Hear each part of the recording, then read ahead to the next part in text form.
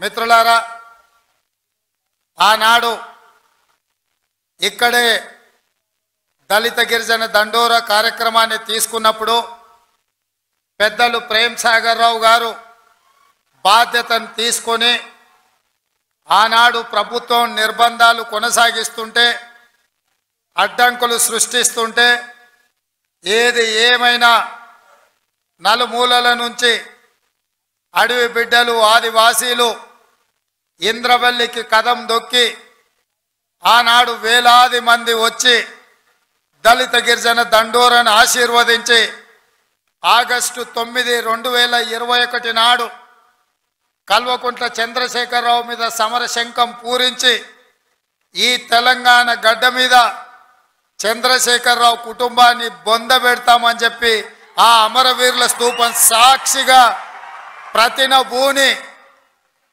ఆ కార్యక్రమాన్ని డిసెంబర్ 3 నాడు పూర్తి చేసిండ్రు.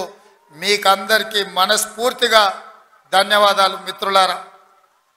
మిత్రులారా, ఇక్కడ మట్టికి గొప్పతనం ఉన్నది, ఇక్కడి గాలిలో పౌరుషం ఉన్నది, ఇక్కడ తినే తిండిలో వేసే అడుగులో పోరాట పటిమ ఉన్నది. ఈ గడ్డ మీద మీ బిడ్డ కొమరం భీం జల్ జంగల్ జమీన్ అని చెప్పి ఆనాడు రాజ్యాలకు వ్యతిరేకంగా, అదేవిధంగా రామ్జీ గోండు ఈ ప్రాంత గోండు బిడ్డ బ్రిటిషర్స్కు వ్యతిరేకంగా, రజాకర్లకు వ్యతిరేకంగా కొమరం భీం ఆనాడు పౌరుషంతో పోరాడిను. ఈనాడు చరిత్ర పుటలలో పోరాటాల గురించి చర్చించాలి అంటే, పౌరుషం గురించి ప్రస్తావించాలి అంటే రామ్జీ గోండు కొమరం భీం గురించి ప్రస్తావించకుండా ఏ చరిత్ర మొదలు అవ్వదు అని చెప్పి నేను సగర్వంగా ఈ సందర్భంగా చెప్తున్నా. మిత్రులారా, అలాంటి పోరాట స్ఫూర్తిని తీసుకొని కేస్లాపూర్ గుడిలో దర్శనం చేసుకొని నాగోబా ఆశీర్వాదం తీసుకొని తప్పకుండా ఈ గడ్డ మీద ఇందిరమ్మ రాజ్యం తీసుకొచ్చి దళితులకు, గిరిజనులకు, ఆదివాసులకు, బలహీన వర్గాలకు, మైనారిటీలకు వాళ్ళు మెచ్చే ప్రభుత్వం, వాళ్లను ఆర్థికంగా సంక్షేమ రంగంలో అభివృద్ధి ప్రాధం వైపు నడిపించే ప్రభుత్వాన్ని ఏర్పాటు చేస్తామని చెప్పినాం. ఇవాళ ప్రభుత్వం ఏర్పడ్డది. ఆ ప్రభుత్వం ఏర్పడ్డది కాబట్టే మా ప్రభుత్వం మొట్టమొదటి అభివృద్ధి కార్యక్రమం ఆనాడు మాట ఇచ్చినాం. ఇదే ఇంద్రవెల్లి అమరవీరుల స్తూపం సాక్షిగా అభివృద్ధి కార్యక్రమాలను తీసుకొని ముందుకు వెళ్తాం. ఆదిలాబాదును దత్తత తీసుకుంటాం. తప్పకుండా ఈ ప్రాంతాన్ని, తప్పకుండా ఆదిలాబాదు ప్రాంతాన్ని, ఈ అడవబిడ్డల ప్రాంతాన్ని, ఈ అమాయకుల ప్రాంతాన్ని, ఈ ఆదివాసీల ప్రాంతాన్ని అభివృద్ధి పదం వైపు నడిపించే బాధ్యత ఇందిరమ్మ రాజ్యం తీసుకుంటుందని ఆనాడు ప్రతిజ్ఞ చేసినాం. ఈనాడు అభివృద్ధి కార్యక్రమాలలో భాగంగా గూడాలకు రోడ్లు, గూడాలకు తాగడానికి నీళ్లు, నాగోబా గుడి అభివృద్ధి కోసం, అదేవిధంగా ట్రైకార్ నేతృత్వంలో ఈ విద్యార్థుల చదువుల కోసం ఈ ప్రాంతంలో మనము అభివృద్ధి కార్యక్రమాలను ప్రారంభించినాం. మిత్రులారా, ఆయల్ల నేను చెప్పిన ఇంద్రవెల్లి పర్యటన ఉందన్నప్పుడు కాంగ్రెస్ పార్టీ వాళ్ళే 1981లో ఈ ఆదివాసీ బిడ్డలను పొట్టన పెట్టుకున్నారు. ఏ ముఖం పెట్టుకొని కాంగ్రెస్ నాయకులు ఇంద్రవెల్లి దర్శించుకుంటారని కొంతమంది సన్నాసులు ప్రశ్నించారు. ఆనాడు నేను ఇదే గడ్డ మీద నుంచి క్షమాపణ చెప్పిన. ఉమ్మడి రాష్ట్రంలో సమైక్య పాలనలో సీమాంధ్ర పాలకులు తెలంగాణ బిడ్డలను, ఆదివాసీ బిడ్డలను, అడవి బిడ్డలను తుపాకీ తూటాలతో నేలకు వరుగుతుంటే, వాళ్ళ రక్తం చిందుతుంటే నిస్సహాయులమై సమైక్య పాలనలో చేతులు కట్టుకొని కూర్చున్నారు కొందరు. అది జరిగింది తప్పు. తప్పు జరిగినందుకు మన్నించండి. మా ఇందిరమ్మ రాజ్యంలో ఆదివాసీ బిడ్డలను ఆదుకుంటాం. తప్పకుండా కుటుంబాలను హక్కున చేర్చుకుంటాం, గుండెల్లో పెట్టి చూసుకుంటామని ఆ ఎల్ల మాటిచ్చినాం. ఇవాళ ఆనాడు అమరులైన కుటుంబాలకు ఇందిరమ్మ ఇండ్ల పట్టాలే కాదు, ఇండ్లు కట్టుకోవడానికి 5 లక్షల రూపాయల కుటుంబాలకు ఇచ్చి ఇవాళ నాడు అమరులైన కుటుంబాలను ఇవాళ ఆదుకునే కార్యక్రమం చేపట్టిన. మిత్రులారా, చరిత్రలో జరిగిన తప్పిదాలను సమైక్య రాష్ట్రంలో ఉమ్మడి పాలనలో జరిగిన దుష్టాంతాలను సరిదిద్దడానికి శ్రీమతి సోనియా గాంధీ గారు తెలంగాణ రాష్ట్రం ఇచ్చిండ్రు. ఆ ఇచ్చిన తెలంగాణ రాష్ట్రంలో ఈనాడు ఇందిరమ్మ ప్రభుత్వాన్ని మీరు తెచ్చుకున్నారు.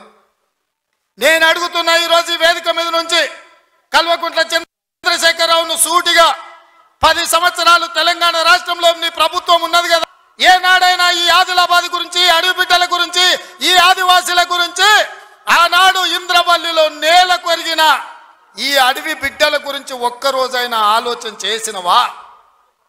ఈ కుటుంబాలను ఆదుకోవాలి, ఈ కుటుంబాల ఆత్మ గౌరవం నిలబెట్టాలి అని ఏ రోజైనా నీ మంత్రివర్గంలో చర్చించినవా అని నేను అడుగుతున్నా.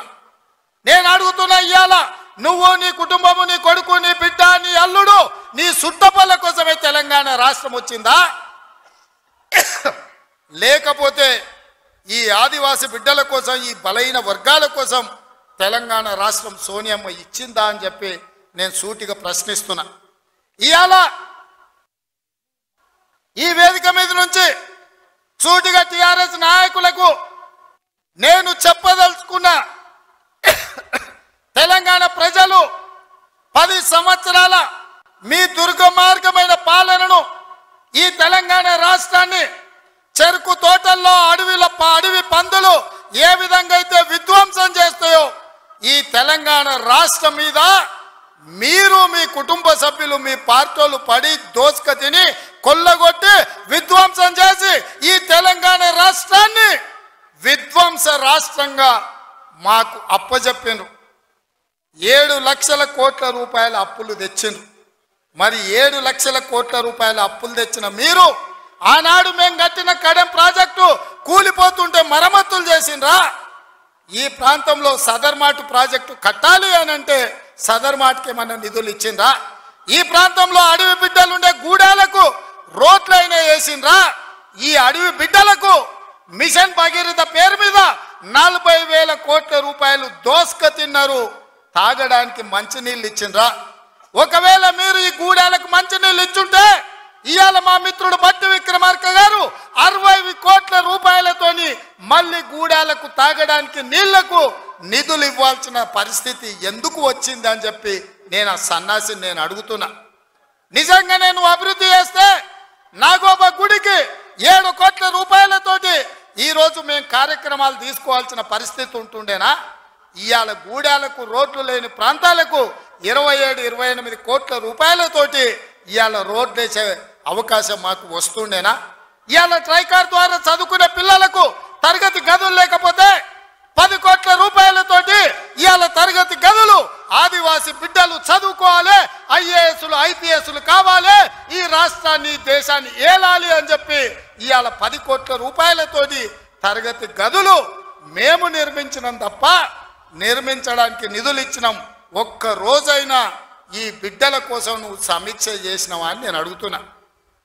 ఎంతసేపు నీ బిడ్డలు, ఎంతసేపు నీ దోపిడి, ఎంతసేపు నీ ఫామ్ హౌజులు కట్టుకోవాలన్న ఆలోచన తప్ప నీ కొడుకుకో బిడ్డకో ఉద్యోగాలు ఇవ్వాలి, పదవులు ఇవ్వాలి, ప్రజలు బండకేసి కొడితే మళ్ళీ శాసన మండలి సభ్యత్వం నీ బిడ్డకు కవితకి ఇచ్చినావు తప్ప తెలంగాణ ఆడబిడ్డలకు చదువుకున్న పిల్లలకు ఉద్యోగాలు ఇచ్చినావా అని నేను అడుగుతున్నా. నువ్వు ఉద్యోగాలు ఇవ్వక 10 సంవత్సరాలు స్టాఫ్ నర్సులు నియమించక నువ్వు నిర్లక్ష్యం చేసిన కాబట్టే మొన్న మా దామోదర్ రాజ నరసింహ గారు వైద్య ఆరోగ్య శాఖ ద్వారా ఎల్బీ స్టేడియంలో 7,000 మంది ఆడబిడ్డలకు స్టాఫ్ నర్సు ఉద్యోగాలు మేమొచ్చి ఉద్యోగాలు ఇచ్చినాం. నీ బిడ్డను నిజామాబాద్ ఎంపీల బండకేసి కొడితే తండ్రిగా నీకు దుఃఖం పొంగుకొచ్చింది. నీ బిడ్డకెంబడే శాసన మండలిలో మళ్ళీ పదవి ఇచ్చినావు, కానీ గా ఆడబిడ్డలకు స్టాఫ్ నర్సు ఉద్యోగాలు ఇచ్చినవా? గది నీ నీతి, నీ జాతి. మరి మేము 7,000 ఉద్యోగాలు స్టాఫ్ నర్సులు ఇచ్చినాం. ఇవాళ నీ అల్లుని, నీ కొడుకుని మంత్రిని చేసుకున్నాం. కానిస్టేబుల్ ఉద్యోగాలు 15,000 ఉద్యోగాలు భర్తీ చేయక ఆకాశంలో వేలాడుతున్నట్టు త్రిశంకు స్వర్గంలో నిరుద్యోగ యువకులు ఉంటే కోర్టులో కేసు ఉంటే నువ్వేమైనా పరిష్కరించినావా అని నేను అడుగుతున్నా. అందుకే మేము వచ్చిన ఎంబడే హోంశాఖ నా దగ్గరనే ఉంది. డీజీపీని, ఇతర అధికారులను పిలిచి సమీక్షించి వేలాది మంది నిరుద్యోగ యువకులు వాళ్ళు ఈ రోజు నిరుద్యోగులుగా అమీర్పేటలోనో లేకపోతే అశోక్ నగర్ చౌరస్తాల్లో దిల్సుఖ్ నగర్ చౌరస్తాల్లో ఇంటికెళ్ళి తల్లిదండ్రులకు మొహం చూయించుకోలేక నిస్సారంగా జీవితం గడుపుతున్నారు. వాళ్ళకు ఉద్యోగాలు ఇవ్వాలని కోర్టుల్లో ఉన్న కేసులను ఇవాళ త్వరితగతిన పరిష్కరించాలని ప్రయత్నం చేసినాం. నువ్వు ఎంత అడ్డం పడ్డా, నువ్వు ఎంత గగ్గోలు పెట్టినా, బిల్లా రంగాలు మమ్మల్ని ఎన్ని శాపనార్థాలు పెట్టినా 15 రోజుల్లో 15,000 కానిస్టేబుల్ పోస్టులు భర్తీ చేసే బాధ్యత, 15 రోజుల్లో 15,000 కానిస్టేబుల్ పోస్టులు భర్తీ చేసే బాధ్యత మా మంత్రివర్గం తీసుకుంటుంది. మాది బాధ్యత అని చెప్పి నేను ఈ వేదిక మీద నుంచి మాట ఇస్తున్న మిత్రులారా, ఈరోజు తెలంగాణ సమాజం ఆలోచన చెయ్యండి. ఈ తెలంగాణ రాష్ట్రం ఎవరి చేతిలో భద్రంగా ఉంటుంది? ఈ తెలంగాణ రాష్ట్రం త్యాగాల పునాదుల మీద ఏర్పడ్డ ఈ రాష్ట్రం ఎవరు భద్రంగా కాపలా కాస్తారు? ఎవరు భద్రంగా ఈ రాష్ట్రాన్ని అభివృద్ధి పదం వైపు నడిపిస్తారో మీరు ఆలోచన చెయ్యండి. మేము వచ్చే 60 రోజులు కానే లేదు, 2 నెలలు ఇంకా పూర్తి కాలే. 7 తారీఖు వస్తే 2 నెలలు, 7 తారీఖు ఇంకా 5 రోజులు తక్కువనే ఉంది. అప్పుడే 6 గ్యారెంటీలు అమలు చేయలేదంటాడు సన్నాసుడు. ఆయనతోని శాత కాదు ఎట్లా చేయడంటాడు. పిల్లి శాపనార్థాలకు ఉట్టి తెగిపడుతుందా? వీళ్ళ పొంకనాలు కాకపోతే 10 ఏళ్లలో మీరు ఏనాడైనా పేదవాళ్ళ ఇంటికి 200 యూనిట్లు ఉచిత కరెంట్ ఇవ్వాలన్న ఆలోచన చేసినవా? పేదవాడు ఆత్మగౌరవంతో బ్రతకాలి అంటే ఇందిరమ్మ ఇండ్లు ఇవ్వాలన్న ఆలోచన ఏనాడైనా చేసినవా? ఆరోగ్యశ్రీ పథకాన్ని నిర్వీర్యం చేసినావు. 10 లక్షల రూపాయలు వాళ్ళకి ఇన్సూరెన్స్ ఇవ్వాలన్న ఆలోచన ఏనాడైనా చేసినవా? ఇవాళ అందుకే ఆడబిడ్డల్ని ఆదుకోవడానికి 500 రూపాయలకు సిలిండర్ ఇచ్చి ఆడబిడ్డల్ని ఆదుకోవాలి, కట్టెలపై కష్టాల నుంచి వాళ్ళని కాపాడాలి అని తొందరలోనే మా ఆడబిడ్డల కోసం 500 రూపాయలకి ఇంటింటికి సిలిండర్ ఇచ్చే బాధ్యత మా మంత్రివర్గం తీసుకున్నది. 1,00,000 మంది ఆడబిడ్డలతోనే ప్రియాంక గాంధీ గారిని రప్పించి 1,00,000 మంది ఆడబిడ్డల సమక్షంలో సిలిండర్ 500 రూపాయల కార్యక్రమాన్ని తొందరలోనే మీ ప్రభుత్వం మన ప్రభుత్వం తీసుకోబోతుంది అని చెప్పి మా మిత్రులందరికీ నేను చెప్పదలుచుకున్నా. అదేవిధంగా మిత్రులారా, ఇంటికి ఉచిత కరెంటు 200 యూనిట్ల వరకు ఇస్తామని ఆనాడు చెప్పినాం.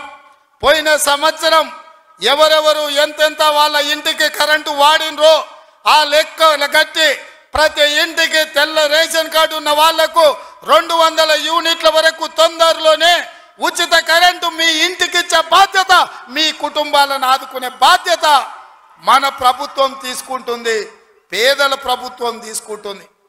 ఆ ఎల్లా ప్రగతి భవన్ అనే పేరు మీద పెద్ద గడిని నిర్మించుకొని కష్టాలు చెప్పాలి అని గద్దరన్న పోతే ఎర్రటెండకు మిట్ట మధ్యాహ్నం 3 గంటలు నీ గేటు దగ్గర నించోబెట్టినావు కదా కేసీఆర్. ఈ పాపం ఊరికెపోతుందా అని నేను అడుగుతున్నా. అందుకే కదా పార్టీని మొన్న జరిగిన ఎన్నికలలో బొక్కలు ఇరగొట్టి బోర్ల బొక్కలేసి గుణపాఠం చెప్పిండ్రు. గద్దరన్న ఉసురు తలిగింది కాబట్టి మీ బొక్కలు ఇరిగిన బిడ్డ, అది గుర్తుపెట్టుకోండి అని నేను చెప్పదలుచుకున్నా. అందుకే మిత్రులారా, ఇవాళ ఈ ప్రభుత్వం మీది మనది, ఈ ప్రభుత్వం పేదోళ్ళది. ఈ పేదోళ్ళ ప్రభుత్వంలో ఆదిలాబాదును దత్తత తీసుకుంటాం. తప్పకుండా తుమ్మిడిఎత్తి దగ్గర ఉత్తమ్ కుమార్ రెడ్డి గారి అనుమతితోని సాగునీటి ప్రాజెక్టును కడతాం, కుప్టి ప్రాజెక్టును కడతాం, సబర్మతి ప్రాజెక్టును కడతాం, కడెం ప్రాజెక్టును రిపేర్ చేస్తాం. ఈ ప్రాంతాన్ని సాగునీటి రంగంలో పైనుంచి వస్తుంటే మా కొండ సురేఖక్క చూపిస్తుంది, కింద క్రేన్ పెట్టి బాయి తవ్వుకుంటారు నీళ్ళ కోసం, సాగు నీటి కోసం. మరి ఆ సన్నాసోడు 1 కోటి ఎకరాలకు నీళ్ళు ఇచ్చిన అన్నాడు, ఏడిచ్చిండా? వచ్చినా ఇవాళ హెలికాప్టర్ల పైనుంచి వస్తే ఎడారిని చూసినట్టుంది, ఎండిపోయిన పొలాలు కనిపిస్తున్నాయి. నీళ్ళ కోసం బావులు తవ్వుకుంటారు. ఇవాళ బావి తవ్వే క్రేను అది చూపించి సురేఖక్క అన్న ఇంకా బాయిల వ్యవసాయమే ఉంది, ఇక్కడ నీళ్లు రాలేదని. ఇవాళ వస్తావా కేసీఆర్? నీకు మళ్ళోసారి చూపిస్తా ఈ ప్రాంతాన్ని. ఎన్నడా నువ్వు వచ్చినవో రాలేదో నాకు తెలియదు, ఎన్నికలప్పుడు ఓట్లాడుకోనికి వచ్చి ఉంటావు, కానీ ఈ ప్రాంతాన్ని చూడడానికి ఎప్పుడన్నా వచ్చినవా? రా, ప్రభుత్వం హెలికాప్టర్ పెడుతుంది, మేము వస్తాం, నీకు చూపిస్తాం. 1 కోటి ఎకరాలకు నీళ్లు ఇస్తా అనే పేరు మీద లక్షల కోట్ల రూపాయల దోపిడీకి పాల్పడ్డావు తప్ప ఈ ఆదిలాబాద్కు నీళ్లు ఇవ్వలేదు. అందుకే ఈ ప్రాంతాన్ని సస్యశ్యామలం చేయడానికి సాగునీటి ప్రాజెక్టులను కట్టే బాధ్యత మా పార్టీ తీసుకుంటుంది, మా ప్రభుత్వం తీసుకుంటుంది. నిన్న మొన్న మాట్లాడుతున్నారు వాళ్ళు 3 నెలల్లో 6 నెలల్లో కేసీఆర్ మళ్ళీ ముఖ్యమంత్రి అవుతాడు, ఈ ప్రభుత్వాన్ని పడగొడతామని. నీ అయ్యా ఎవడ్రా పడగొట్టేటోడు? పడగొడతారా? ఎవడు కొట్టేది? నేను అడుగుతున్నా, వేలాది మంది మా యువకులు ఇక్కడ ఉన్నారు, మీరందరూ చూసుకుంటే ఊరుకుంటారా? పడగొడితే ఊర్లలోకి రానిస్తారా? ఊర్లలో ఎవడన్నా ఈ ప్రభుత్వాన్ని పడగొట్టాలన్న ఆలోచన చేస్తే మీ ఊర్లో యాప చెట్టుకు కోదండం వేసి కొట్టండి, లాగుల తొండలు ఇడవండి. ఇది ప్రజలు ఎన్నుకున్న ప్రభుత్వం, ప్రజలు ఆశీర్వదించిన ప్రభుత్వం, ప్రజల కోసం పనిచేస్తున్న ప్రభుత్వం. ఇది ప్రజా ప్రభుత్వం. ఆడ అనుకుంటుండు 1,00,000 కోట్లు పెట్టి కట్టిన కాళేశ్వరం కూలినట్టు ఈ ప్రభుత్వం కూలుతుందని. నీ అయ్యా నువ్వు దోపిడీకి పాల్పడ్డావు కాబట్టి ఆ కాళేశ్వరం గాలి వస్తే కొట్టుకుపోయింది. ఈ ప్రభుత్వం గాలి కాదు కదా, నీ ఖాందాన్ మొత్తం వచ్చినా బోర్ల బొక్కలు పండబెట్టి తొక్కుతాం. ఎవడని ప్రభుత్వం పడుతుందనో 6 నెలలకో 3 నెలలకో కేసీఆర్ ముఖ్యమంత్రి అవుతాడని చెప్పిండంటే మూతి పండ్లు రాలుతాయని నేను చెప్పదలుచుకున్నా. ఇంకా మనమనే చూసిన నిత్యానంద స్వామి అని ఒక ఆయన ఉన్నాడు, తెలుసు కదా మీకు అందరికీ. ఆయన ఇక్కడక్కడైతే లాభం లేదని పోయి ఎన్నో దీవి కొనుక్కొని దానికి రాజు అని ప్రకటించుకున్నాడు. ఇక కేసీఆర్ సంపాదించిన అక్రమ సంపాదన ఉంటే పోయి ఏమన్నా అడవిలో పోయి ఎక్కడన్నా పోయి దీవులలో పోయి దీవి కొనుక్కొని దానికి రాజు అని ప్రకటించుకోవాల్సిందే, లేకపోతే ఆయన ఫామ్ హౌస్కి ఆయన ముఖ్యమంత్రి కావాల్సిందే తప్ప ఈ తెలంగాణ రాష్ట్రానికి మళ్ళీ జన్మలో ముఖ్యమంత్రి కాదు కదా, మంత్రి పదవి కూడా కేసీఆర్కు రాదని నేను చెప్పదలుచుకున్నా. నువ్వు చేసిన పాపాలకు నువ్వు పాపాల భైరవుడివి. ఈ నిరుద్యోగ యువకులను, ఉద్యమకారులను, అమరవీరుల కుటుంబాలను, రైతులను, దళితులను, గిరిజనులను, మైనారిటీలను, మహిళలను నిలువు దోపిడీ చేసి నిలువున ముంచిన నువ్వు, నీకు సిగ్గన్న ఉందా మళ్ళీ పదవి కావాలని అడగడానికి? నీకు కొంచెమైనా రోషం ఉన్నదాన్ని నేను అడుగుతున్నా. ఆయన మాట్లాడుతున్నాడు 6 నుంచి 8 పార్లమెంట్లు వస్తాయి. ఏంటికొస్తే మళ్ళీ 6, 8 ఇస్తే మోడీకి అమ్ముకుందామనా? మొదటిసారి 12 ఇస్తే మోడీకే అమ్మినావు, రెండోసారి 9 ఇస్తే తీసుకుపోయి మోడీకే అమ్మినావు. మారు బేరగాలి కాక ఈడ ఎంపీలు కొనాలి, ఈడ ఎంపీలు గెలవాలి, ఢిల్లీకి వెళ్ళి మోడీకి అమ్ముకోవాలి. దీనికోసమేనా నీకు వేసేది? నేను ఇవాళ సూటిగా కేసీఆర్ని అడుగుతున్నా. ఈ దేశంలో ఉన్నాయి 2, ఒకటి ఎన్డీఏ కూటమి, రెండోది ఇండియా కూటమి. ఎన్డీఏ కూటమికి మోడీ ఉన్నాడు, ఇండియా కూటమికి మేమున్నాం. మా దాంట్లోకి రానీయము, మా నీడ కూడా తాకనీయం. ఆ ఇంటి మీద పిట్ట ఈ ఇంటి మీద కాలిస్తే కాల్చి అవతలేస్తాం. నువ్వు ఎట్లకెళ్ళి అవుతావా? మరి నేను అడుగుతున్నా, ఎట్లకెళ్ళి అవుతావు? 1, 2 ఏదైనా గెలిస్తే ఢిల్లీలో తాకట్టు పెట్టి మోడీ దగ్గర గులాంగిరి చేయిస్తాడు ఆయన. అందుకే మిత్రులారా ఆలోచన చేయండి. ఇవాళ ఈ రాష్ట్రంలో, ఈ దేశంలో పేద ప్రజల ప్రభుత్వం ఏర్పడాలి అంటే 10 ఏళ్ళు ప్రధానమంత్రిగా ఉన్న నరేంద్ర మోడీ ప్రతి పేదవాడి ఖాతాలో 15 లక్షల రూపాయలు వేస్తా అన్నాడు, ప్రతి పేదవాడికి ఇల్లు కట్టిస్తా అన్నాడు, ప్రతి సంవత్సరం 2 కోట్ల ఉద్యోగాలు ఇస్తా అన్నాడు, రైతుల ఆదాయం 2 చేస్తా అన్నాడు. ఎవరి ఖాతాలన్నా మోడీ 15 లక్షలు వేసిండా మిత్రులారా? వేసిండా? మీకేమన్నా ఇల్లు కట్టించిండా? మీకు ఉద్యోగాలు ఇచ్చిండా? మన ప్రాంతానికి ఎప్పుడన్నా వచ్చిండా? పోనీ మీ ప్రాంతంలో ఆదివాసీ బిడ్డ స్వయం బాబురావుని ఎంపీ గెలిపించిండు, మంత్రి పదవిని ఇచ్చిండా? మరి ఏమి ఇయ్యనప్పుడు ఈ ప్రాంతంలో మోడీకి ఓటెందుకు వేయాలని నేను అడుగుతున్నా. మీరు ఆలోచన చేయండి. ఇవాళ మతం పేరు మీద ఒకడు, మద్యం పేరు మీద ఇంకొకడు రేపు ఎన్నికల్లో ఓట్లు అడగడానికి వస్తారు. ఇవాళ మతం ఒక రకం మత్తు అయితే మద్యం ఇంకొక రకం మత్తు.